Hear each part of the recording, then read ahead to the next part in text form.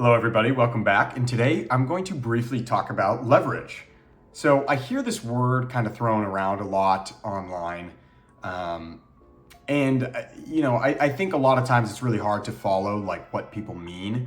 And so I'm going to just kind of give my perspective on what I think leverage is.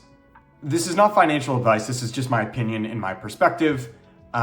So first we're going to start with something that I think is easier to understand, which is leverage in real estate. And then we're going to kind of abstract it into the ways that it's applied and used in other areas of, the economy. So leverage in the financial world really just means using borrowed money or other people's money, could come from a bank, could come from your friend, to increase the potential returns of an investment. So using debt to control more of an asset than you could with your own cash. So let's say you have $100,000 and you go out and buy a property for $100,000 cash.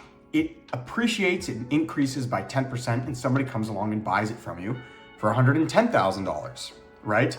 You just made $10,000, but you used entirely your own cash.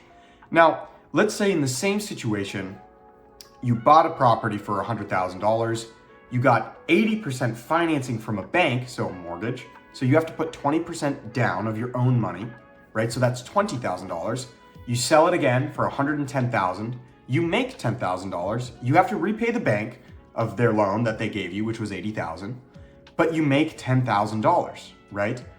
So on $20,000, you made 50% return on your investment instead of a 10% return on your investment. You have leveraged the bank's money via a mortgage. You increased your gain on your capital, but you also increase your exposure to downside. So this magnifies gains, but it also magnifies losses. If that property dropped by 10%, you would lose 50% of your money. So why do we hear people talk about leverage all the time? Now, you could actually have $100,000, right?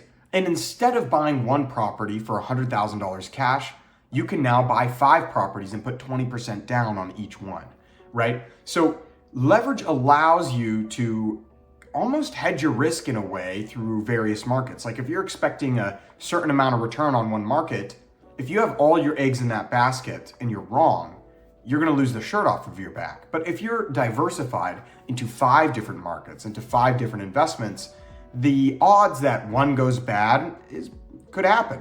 But the odds that one does exceedingly well is also possible. So it kind of averages out your risk. The other reason that we hear people talk about leverage often is because leverage is really strategic debt. Debt is tax-free. So if you had a $10 million property, if your property makes $600,000, that is $50,000 a month. Let's say that interest rates are 7% right now on a 30-year mortgage, which is pretty close to what they are, but just for the sake of example. A 7% interest rate on a 30-year loan would cost you about $6,650 a month, roughly. Let's just round out to $6,700 a month. So if we take that property that makes $600,000 a year, $50,000 a month, and you take that $50,000 and you divide it by 6,700. So that leaves you with roughly 7.5, right? Rounding up, it's 7.46, etc., but rounding up.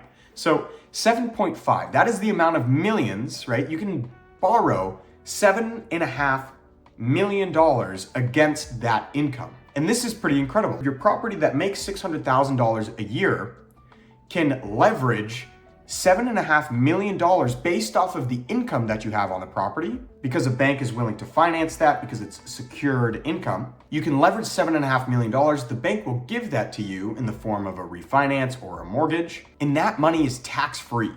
Since it's debt coming from the bank, it's not income, right?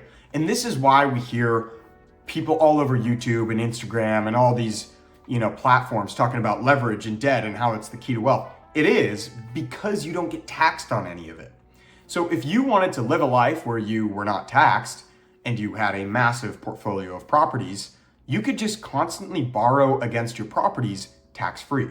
And if you were a regular salaried individual, in order to walk away with $7.5 million, assuming you have a salary amount this high, people with salary amounts this high typically don't get paid an ordinary income to avoid, the 50% tax roughly in California, that's roughly what it is. So if you were in California, you'd have to make $15 million a year in ordinary income in order to walk away with $7.5 million. Whereas you can just leverage this $10 million property and make that $7.5 million tax-free. And with that $7.5 million, you can then, spend it if you wanted to, which would probably be unwise. But you could also just put it into other investments.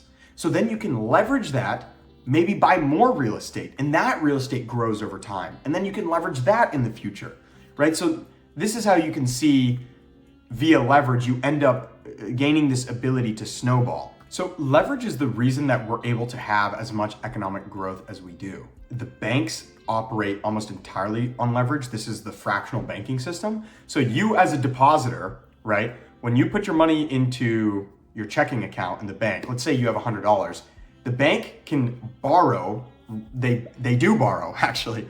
They borrow around 80 of your dollars and lend it to other people at interest.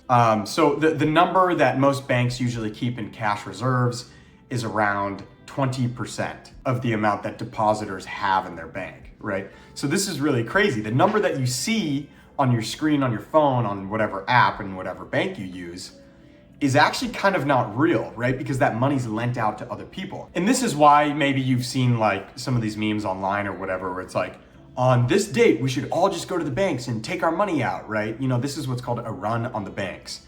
And obviously, that's a funny joke on the internet, but if people actually were to do this, our banking system would collapse. So maybe that's a little dramatic, but they'd probably freeze, withdrawals and stuff like that. But, they wouldn't be able to actually pay out everybody's money, which is pretty crazy to think about.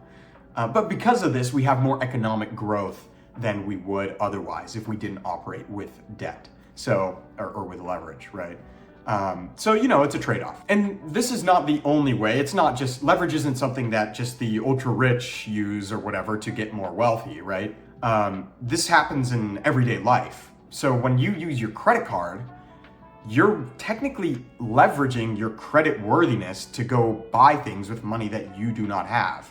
Or maybe you do have the money, but you use a credit card for the points or whatever, right? But you're leveraging your credit worthiness to buy that pair of shoes. And this is why credit cards are actually at such a high interest rate, is because they're not asset backed. The reason that the bank's willing to give me a 7% interest loan on my property is because my property produces something. It produces income, right? Because there are tenants who live in that property and pay me, which in turn shows the bank, hey, look, I'm a pretty safe bet to lend money to. I've got this consistent source of cash flow of income that comes to me every month.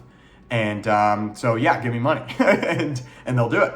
But that's why you see credit cards at like a 20% interest rate, because the only thing that's backed by is how well you've paid historically. But anyways, I just wanted to make this video. I probably spoke for a little longer than I wanted to be honest. Hopefully that clarifies some things. If you guys have any questions, like in the comments down below on how any of this stuff works, I'd be happy to answer that. So yeah, but thanks for listening, guys, and see you later. Bye.